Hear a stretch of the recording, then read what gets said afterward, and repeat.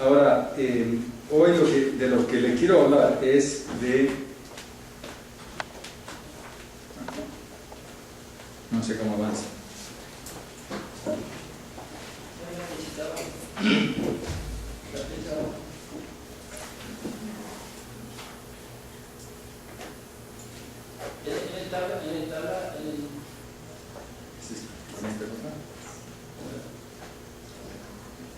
No, el teclado no anda.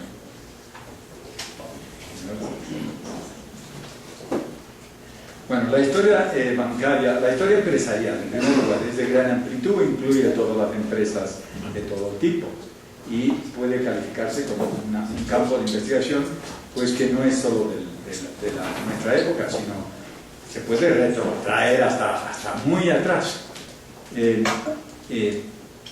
Y en el caso de la historia bancaria, que es un subcampo del estudio de la historia empresarial, esta historia pues se va atrás hasta la época medieval, en realidad, no como empresas, sociedades anónimas, pero sí el origen de la banca.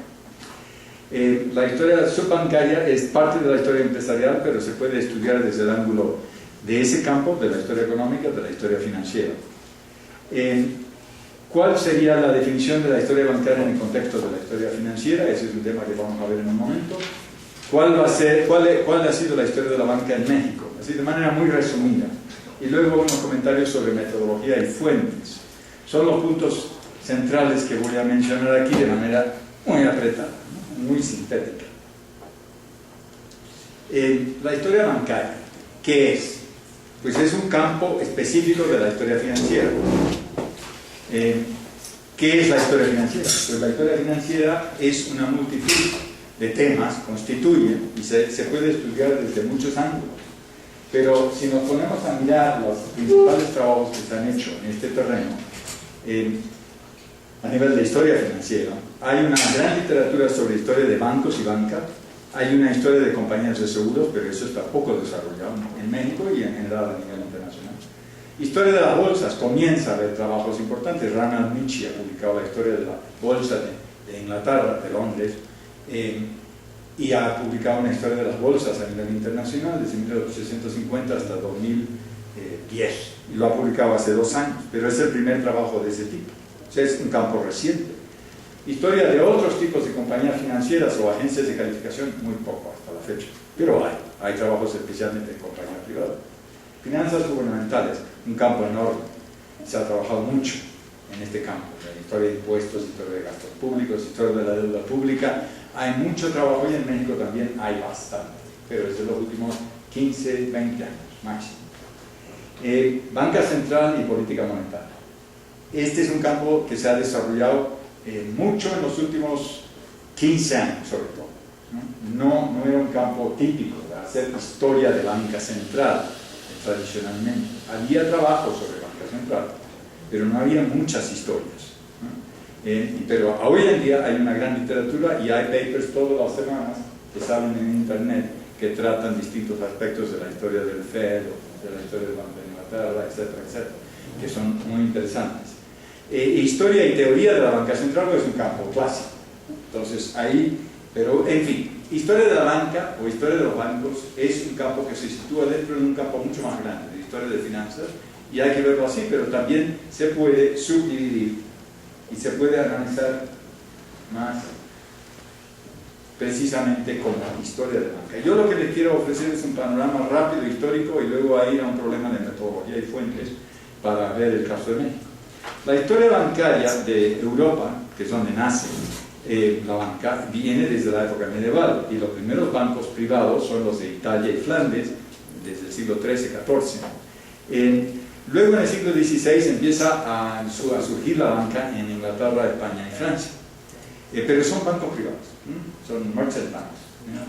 Los primeros ingleses les llamaban goldsmiths, luego pasan a ser bancos privados. En el siglo XVIII se multiplican los bancos y aparece en 1694 el Banco de Inglaterra, que era un banco privado, pero hacía muchas operaciones para el gobierno, y fue privado hasta 1945. Pero es un banco sui generis, es de los primeros bancos centrales que existen. En el 19 surgen también muchos bancos en las provincias de Inglaterra, y Inglaterra es uno de los países que tiene un sistema bancario más complejo, que coincide con la revolución industrial. Hay una revolución financiera que acompaña, o bancaria, que acompaña a la revolución industrial. El desarrollo de la banca en otros países de Europa es un poco más tardía, salvo los casos de Italia, que tiene una historia más antigua en este terreno, ¿no? Pero en general el 19 es el gran siglo de nacimiento de la banca. Y mediados del 19, el nacimiento de las grandes empresas bancarias como sociedades anónimas, como bancos comerciales con sucursales, etc. 1850. ¿Qué ocurrió en América Latina? Pues América Latina en realidad no va muy retrasada inicialmente, porque después de la independencia se fundaron varios bancos. El Banco do Brasil, 1808-1838, el Banco de Buenos Aires, de descuento, de 1822-26, y el Banco de Avío en México, que fundó Lucas Alamán en 1830. El Banco de Avío era un poco especial porque era un banco industrial, era sui generis, tenía un financiamiento del gobierno. Estos bancos, sin embargo, fracasan. Los primeros bancos en América Latina, todos tienen un despertar temprano y una muerte rápida. No va a ser hasta más tarde que surgen bancos y mercados financieros más complejos. Realmente los años 50, 1850 y 60 son la época de nacimiento de la banca y de mercados financieros más complejos. Y esto se da en Buenos Aires, en Río, en Lima, en Santiago. Después, en los años 80, vienen los bancos nacionales. Es una época de creación de bancos más grandes. Un buen ejemplo es el Banco Nacional de México, que se creó en 1884. El Banco do Brasil, el antiguo, renace y se vuelve a crear como Banco do Brasil, ha seguido hasta hoy en día, es el banco más grande de América Latina, número de sucursales, etc. Pero en esa época no era el banco más grande, era un banco de la provincia de Buenos Aires, y otro era el Banco Nacional de Argentina. Los argentinos tenían los bancos, el mayor número de bancos. En Uruguay había muchos bancos en los años 80 también, y crearon un banco nacional. Todo el mundo creaba bancos nacionales. El Banco Nacional de Santo Domingo, el Banco Nacional de Colombia es de los años 80, el Banco Nacional de Bolivia, que era de los 70, el Banco Nacional de Haití, que es de los años 80. Curiosos. Consolidación de estados nacionales, creación de bancos nacionales. Estos son bancos importantes, privados en general, pero algunos públicos, y que hacen un trabajo combinado, comercial y para el gobierno. Típico también de esa época de centralización de los estados nacionales en América Latina, cuando pues los estados también necesitan recursos financieros, necesitan tener un banco donde pueden tener una cuenta, necesitan un banco que les maneje la deuda a corto plazo, y necesitan un banco que les ayude a manejar la deuda externa. Pero al mismo tiempo empiezan a surgir otros bancos en otras regiones. La banca regional en toda América Latina empieza a proliferar desde los 80 y seguirá hasta la Gran Depresión. Se multiplican los bancos. Los 20 y los 30 es época de banca central, de creación de bancos centrales. Primero los andinos, Banco de México de esa época también, 1925, y luego vienen los tardíos, que son el Banco Central de Argentina en 1935 y el Banco Central de Brasil, que viene en 1965. O sea, el Banco do Brasil sería como Banco Central hasta el año 65. Este es un fenómeno curioso. ¿Qué otros tipos de bancos empiezan a crearse en el siglo XX? Bueno, en los 30 y 40 bancos de desarrollo. Eso México fue campeón en la primera etapa. En parte porque el sistema bancario mexicano después de la revolución se colapsa y se necesitaban crear nuevos instrumentos financieros y se crearon bancos de desarrollo. Banco Nacional de Crédito Agrícola, el Banco de Crédito posteriormente Gidal, el Banco de Comercio Exterior, el Banco Nacional Financiera, etc. México es pionera en banca de desarrollo, no solo en América Latina, a nivel mundial, es pionera, por una condición histórica muy clara. Después, 40, 50, 60, 70, época ya de consolidación y expansión de una banca comercial más moderna, ¿no? Y esto es característico en gran parte de América Latina. Y esto seguirá hasta nuestros días, pero en determinados países tienen problemas particularmente severos. El caso de las crisis bancarias en Chile en 1980, 81 es uno. La nacionalización bancaria en México, otro gran problema, que cambia el curso de la historia bancaria en México. Es quizás de los episodios más dramáticos de cambio de curso, porque ningún otro país nacionalizó, salvo en un momento Perú, con Alan García quiso nacionalizar bancos, pero la experiencia mexicana es bastante singular. En fines de los 90 y actualidad, pues la banca global ha entrado fuerte. Entonces hoy en día son, digamos, los actores más fuertes y potentes y dinámicos, salvo algunos casos, ¿no? Como en el caso brasileño, que hay buenos, Banco Itaú y otros bancos que son nacionales fuertes, propios, ¿no? En México Banorte queda como Banco Nacional, digamos, de capital nacional, ¿no? Pero realmente estamos hablando de una etapa diferente en la que hay un predominio de bancos globales, no solo en México o en Argentina o en Brasil o a nivel mundial. Es un fenómeno de los últimos 15 años, es espectacular la actuación de la banca global. Entonces es un fenómeno bien interesante. Problema, que esos bancos globales se comen muchos banquitos. Banco Santander, por ejemplo, se comió 140 bancos. BBVA se comió 150 en las historias recientes que han hecho, porque Santander y BBVA no se interesaban en su propia historia hasta épocas muy recientes, y ahora hace unos 5 años han comenzado a publicar estudios, ¿no? Y el de BBVA, que es el mejor, que tiene su archivo todo, pues han demostrado 150 bancos que son los que constituyen este gran banco global. En México, rápidamente, podemos ver la historia bancaria financiera en la época colonial. Ya había mercados financieros, eso en general es un tema que es interesante. No es que los bancos nacen de nada, ya viene una larga época de desarrollo, no sé si llamarlo la palabra, de ampliación de mercados de crédito, y no existen bancos excepto un tipo de banco de avío de la minería en el 18. Después de 24 no hay bancos en México, hay comerciantes financieros. Ahora, ¿por qué es interesante ese tema? Pues porque de esos comerciantes financieros, de esas casas, van a surgir los bancos. Los consejos de administración de los bancos son todos compuestos por casas de comerciantes banqueros, tanto de Banco de Londres, que tiene capital británico, pero tiene muchos de estos metidos, como el Banco Nacional, como los bancos regionales. Y en el 64 se establece el primer banco comercial, el Banco de Londres y México. En el 84, el Banco Nacional de México.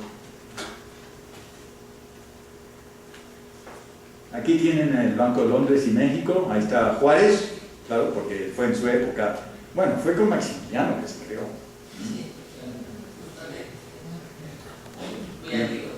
Muy amigo. El Banco de Santa Eulalia, un banco muy temprano de Chihuahua, como ven, vinculan ferrocarril y ganadería, porque el banco se vincula con el sector productivo. Lo interesante de estudiar el banco no es solo la historia bancaria, lo más interesante es su vínculo con las empresas. Y el banco tiene una ventaja especial, cualquier banco, porque tiene relación con muchísimas empresas. Entonces, hacer historia de un banco le lleva a uno también a vincular y estudiar muchas empresas, dependiendo de la fuente. Banco Nacional de México, ahí tienen también las notas de la época, y la mujer juega un papel muy importante en todo el imaginario relacionado con los bancos tempranos. El Banco Nacional de México permite, porque se creó un archivo, hacer estudios muy detallados. Nosotros ayudamos a crear ese banco con un convenio en el Colegio de México, la GN y el Banamex, y en el 2009, cuando don Antonio era presidente, se firmó el acuerdo finalmente y se estableció. Está en Isabel la Católica 44 y lo han usado muchos investigadores. Es el primer archivo histórico del banco en México. Pues tiene muchas opciones para trabajar. Y les puedo decir que ese archivo permite estudiar la historia empresarial en bastante detalle. Tiene consejo de dirección, actas semanales y mensuales, debates sobre grandes negocios, el comité de grandes negocios es muy interesante, desde los años 80. Y siguen más o menos hasta los 40. Después de los 40, muchos de los papeles no están disponibles, hay que conseguir acceso. Es decir, hay un problema con los archivos en cuanto al tiempo, ¿no?, de consulta. ¿Qué es lo que se puede ver? Lo más reciente, lo más antiguo. Con Banco de México es un poco diferente. Tiene reuniones de accionistas, listas de miembros accionistas, gerencia del banco, correspondencia con gerencias de sucursales, con clientes, con el gobierno. Tesis doctorales que han trabajado la historia de la banca en México y que han utilizado el archivo de Banamex. Pues Leonor Lula, por ejemplo, hizo una tesis en el Colegio de Michoacán sobre el Banco Nacional de México y los comerciantes banqueros. Mónica Gómez en el Colegio de México, Gladys Lizano en el Colegio de Michoacán, Noel Maurer en Stanford hizo una tesis que es un libro, The Money and the Power. Él ahora está en Harvard. Thomas Pasananti de la Universidad de Chicago, ahora es profesor en California, pero hizo una tesis que se centra en Banamex. Cebadúa hizo una tesis en Harvard en el 96. Son trabajos recientes que se pudieron hacer porque había un archivo, el archivo de Banamex.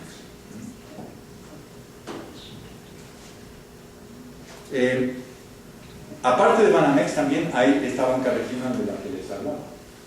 Y esta también es muy interesante, pero tiene una historia un poco desgraciada. Se empieza a surgir en los años 80 y crece y se multiplica.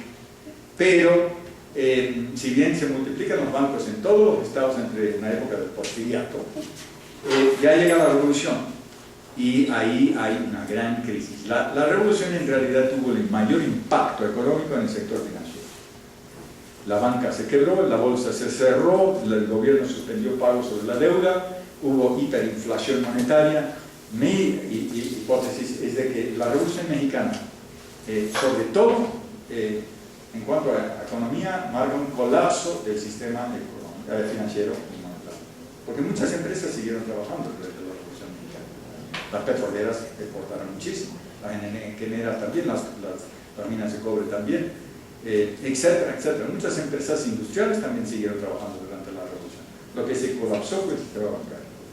Y Carranza, al incautar los bancos en 1915-16, pues hace que desaparezca el sistema de banca privada, ¿no?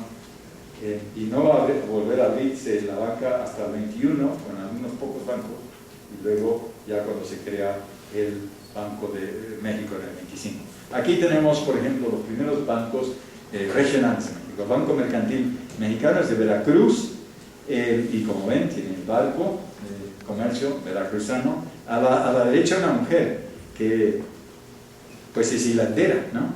De nuevo les insisto, la mujer es un símbolo de trabajo, ¿no?, y muy vinculado a esto. El Banco de Jalisco, el primer banco en Guadalajara. El Banco Oriental de Puebla, que estaba en México.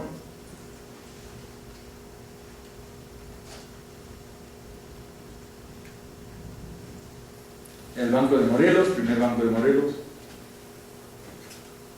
Dos mujeres en el medio, ahí. También no están trabajando, pero se ven elementos relacionados con el trabajo alrededor, o el comercio. El Banco de Coahuila, primer Banco de Coahuila. Ahora bien, la dama que está posada en una hamaca, parece que está, no sé si está en Coahuila, me parece un poco tropical. Pero como lo pedían a la American Banknote Company, les imprimían los billetes, habían decidido que Coahuila debía estar más cerca del Golfo.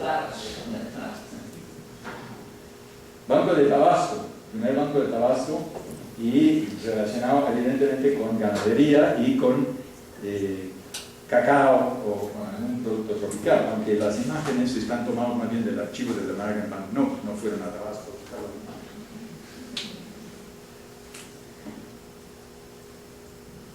Banco de Aguascalientes, ganadería y minas. El Banco de Hidalgo, minería. El padre Hidalgo ahí supervisando. El Banco de Tamaulipas, comercio, las damas llevan el comercio. El primer banco de Tamaulipas. La banca hoy, de lo que he hablado hasta ahora, la banca ayer, siglo XIX y pues una buena parte del siglo XX, pero la banca hoy, ¿cómo puede estudiarse? Bueno, hay multitud de fuentes publicadas, informes, etc. En los archivos el más importante hoy en día es para la época más reciente, es el del Banco de México, que se creó hace 4 o 5 años. Y tiene una enorme cantidad de documentación. La gente apenas empieza a entrar a ese archivo, ¿no?